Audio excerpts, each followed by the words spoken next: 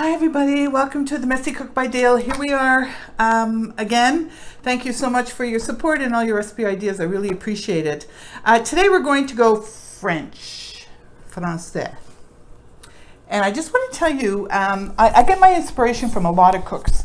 Ina Garten, Martha Stewart, Christine Cushing, many cooks. And I watch the cooking channel a lot on YouTube. And I came across a guy, his YouTube channel is called French Guy Cooking, and it's Alex.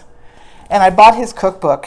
He is fantastic. It is some of the best cooking videos I've ever seen.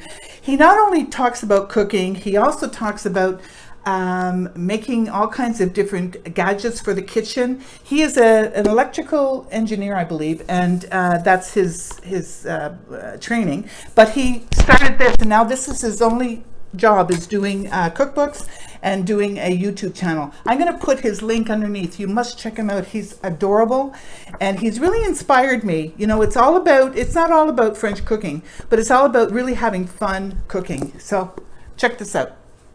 Okay, so for today, like I said, we're going to be doing French.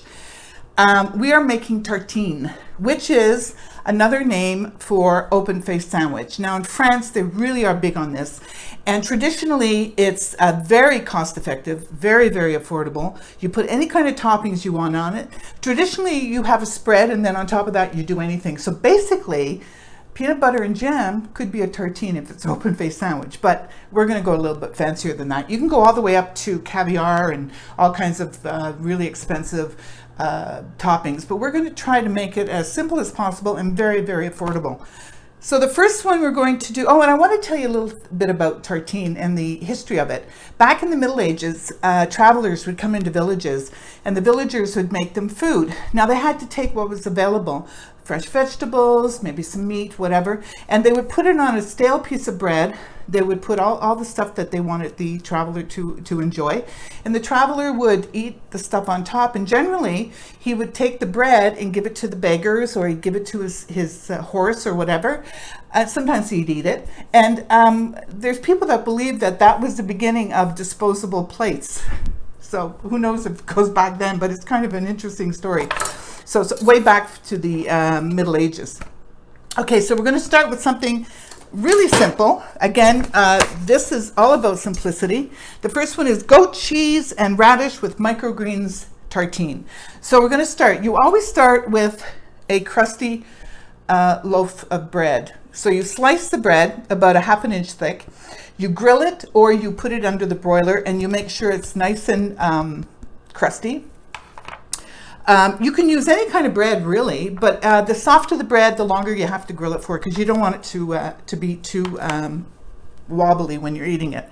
Okay, so we're going to start with a crusty piece of bread.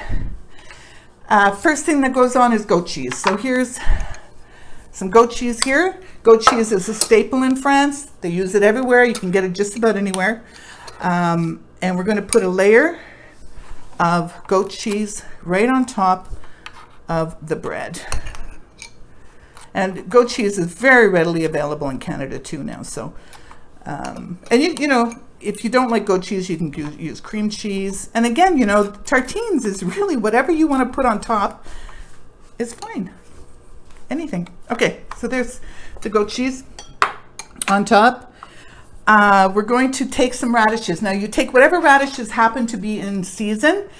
These are, I don't know what these are called, but they're radishes. I got them at the market. So you're going to cut them on an angle so it looks pretty. Like that. And we are going to put the radishes on top. Like this. And get a couple more. It's such a refreshing meal too, you know, and it's light, you know, it's not heavy. There we go. Let's see what else we want to put on there. We want to put some microgreens. So these are just, you know, greens that you get at the market, and I just cut them up a bit to make them micro. Like this. We're going to drizzle with some EVOO, extra virgin olive oil, like this. some coarse sea salt. I mean, this is so easy and yet so delicious. Some coarse sea salt like this, a bit of pepper, and there you have our first tartine. It's lovely. It's just beautiful, and it's simple and really delicious. All right, so next one is going to be steak and caramelized onions with horseradish tartare. So we're going to start with a piece of steak that I had left over from dinner. Now you're going to cut the steak. This is just fried up. I fried it up with some Montreal steak spice on it. You want to look for the grain, and the grain goes this way. So you always cut against the grain when you're making a sandwich so that it falls apart or pulls apart really easy when you're eating it. So we're going to make nice thin slices. This is medium rare.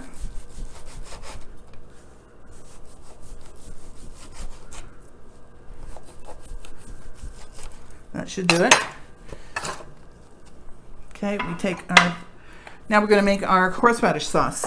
So, horseradish sauce starts with half a cup of sour cream.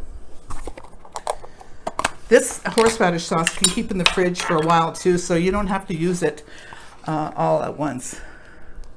You can save it. It's really great on sandwiches and whatnot. Let me get I just bought these new spatulas, and they have no, the top doesn't come off, so you don't have to worry about cleaning that out and getting bacteria stuck in the cracks and that. So I love these. Okay, half a cup of sour cream. Next, 2 tablespoons of horseradish.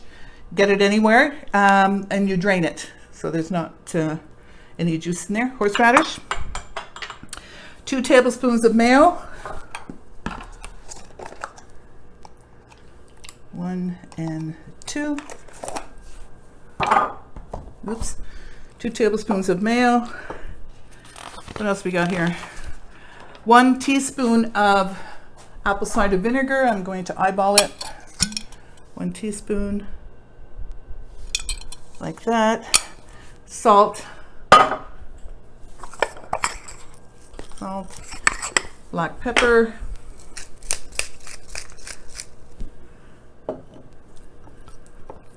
And finely chopped chives. Now these are from my garden on the balcony. Whoops. Oh, it's a mess already. Anyway, finely chopped chives. Make sure your knives are good and sharp. I'm learning how to sharpen my knives on a stone, a sharpening stone. It's challenging, but I'll tell you, the knives come up really nice and sharp, so I like it. Oh, that went into the wrong. Let's start over, shall we? Okay, so I'm not perfect, but this guy, Alex, the French guy cooking, he's not perfect either, and it's hilarious. He makes a lot of mistakes in the kitchen, and he just fixes them, and he's good to go. So, you know, good enough for him is good enough for me.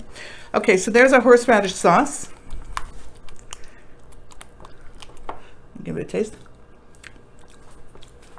Oh, that's good. Yummy. Okay, so take another piece of bread. Let's put some of the sauce on it.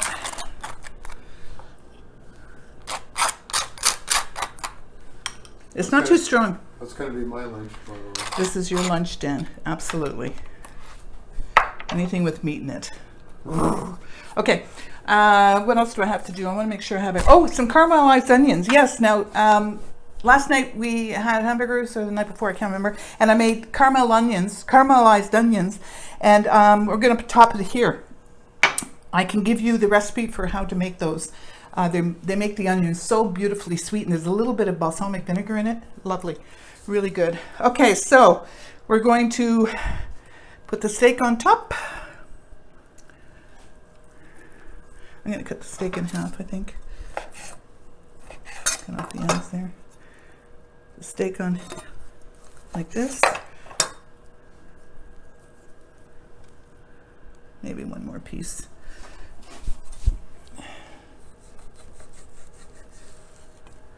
Oh, these knives are sharp. Love it. Okay. One there. Okay, it doesn't look so pretty, but it's fine. Okay, so there's our steak on top of that. On top of that, we're going to put some caramelized onions. This is so tasty. Like this. Lovely. Caramelized onions. Some rosemary. You can't have steak without rosemary. So again, this is from my garden. Somewhere here. Take some rosemary. Cut that up.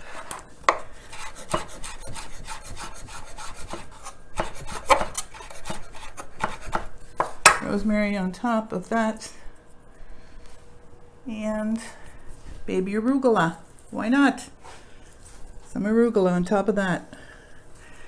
And are we going to drizzle that with, oh yes, we're going to drizzle that with evoo again. Everything's better with olive oil. Let's do some salt. Coarse sea salt. Oh, it looks so delicious, eh, Dan? Oh, It looks really good. can't wait. And there you have it. That's our steak and horseradish sauce tartine. All right, last one. I'm just going to get rid of some of this stuff. Okay, our last one is mess. Okay, last one is smoked salmon with herbed cream cheese. So we're going to get some cream cheese in here. I'm going to say a couple of tablespoons is all we really need, if that. There we go. That goes here. Okay, what else do we need? A hard-boiled egg with my trusty slicer. Just going to cut that there. That's ready to go. We're going to do some thyme.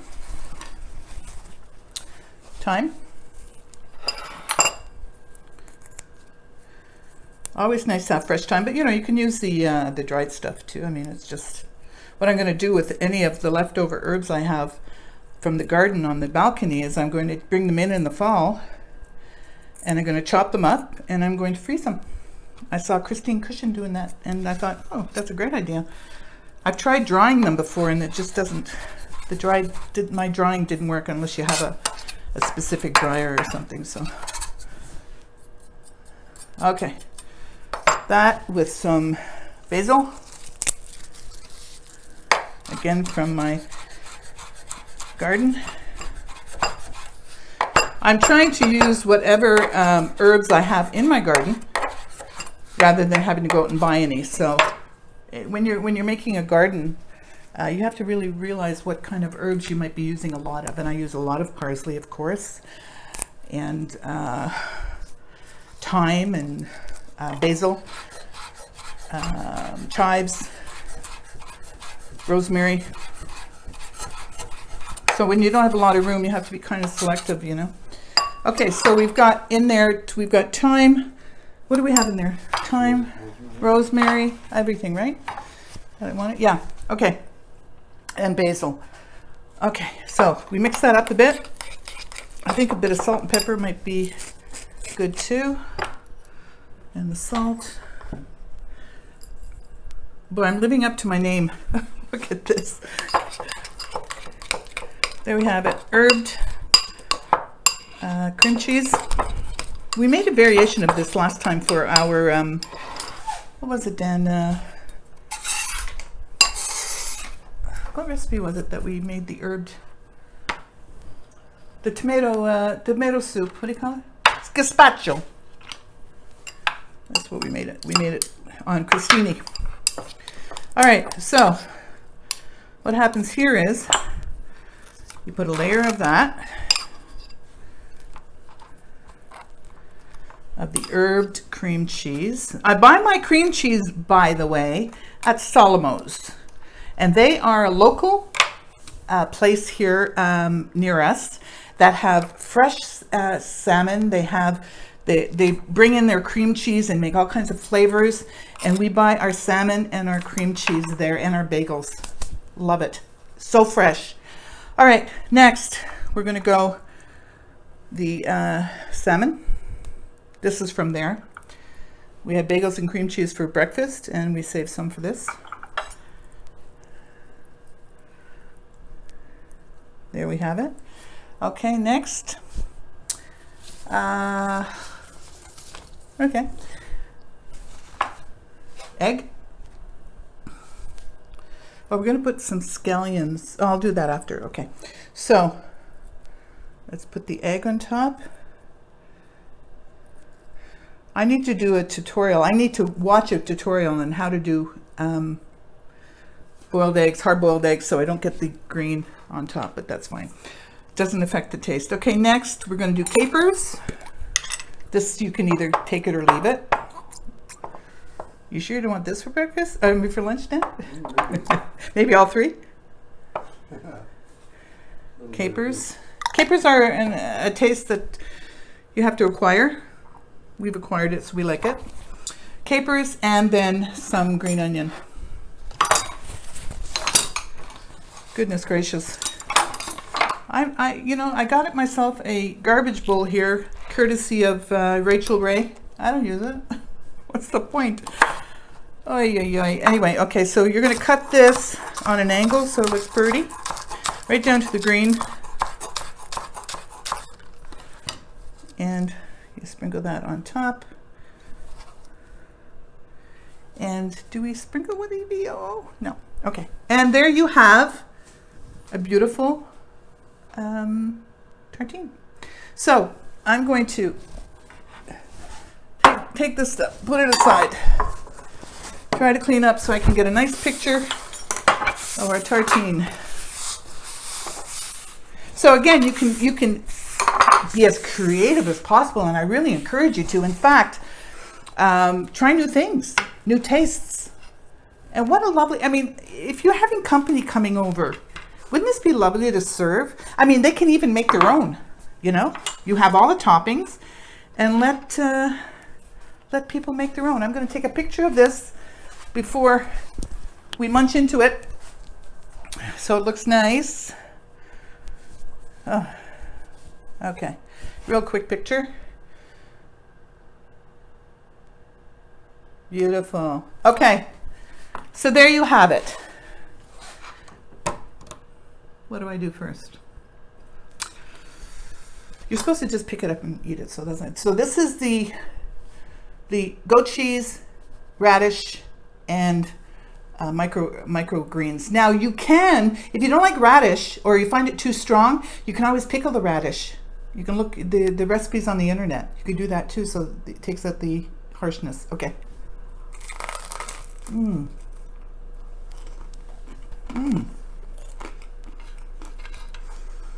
Delicious, man. Thank you, Alex, the French guy cooking, because he inspired these. Very good. Okay, next. Let me try this one.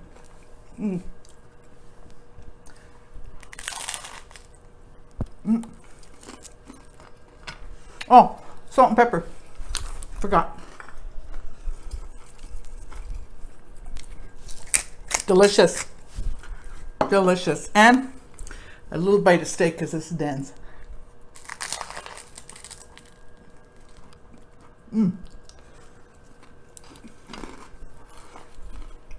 What's not to like? Damn, I'm good. Okay, really good. Sorry. I need a glass of wine. Too early for wine, but anyway. All right, so there you have it. Tartines. Be sure to try these. They're just lovely. All right, so that's it for today. I want you to be safe, be patient, wear a mask, and try to be kind. It gets more and more challenging, I know. And buy Canadian, people, please. Okay, it's really important that we support local and national products. So always look for Made in Canada. Very important. As much as you can, anyway. As much as you can. If you have any ideas for tartines, put them in the comments below. And I'm going to have the full recipes. I might have forgotten a few things, but all the recipe is going to be underneath. But again, it's you do whatever you want to do when it comes to tartines. And lastly, have a great day, everybody. And forget the mess. See you next time. Good. Good, good, good.